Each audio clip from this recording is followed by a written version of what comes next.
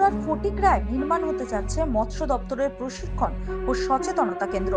ফটিকরায় থানা সংলগ্ন জায়গায় সেই প্রশিক্ষণ কেন্দ্র নির্মাণের জন্য হলো ভূমি পূজন ও ভিত্তিপ্রস্তর স্থাপন অনুষ্ঠান। মন্ত্রী সুধাংশু দাসের হাত ধরে হলো এই ভিত্তিপ্রস্তর স্থাপন ও ভূমি পূজনের অনুষ্ঠান।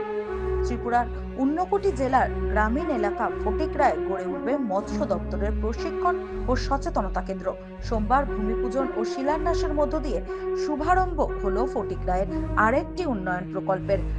মন্ত্রী সুধাংশু দাস সহ অন্যান্য অতিথিদের উপস্থিত হয় এই অনুষ্ঠান। এতে উপকৃত হবেন মৎস্য চাষীরা।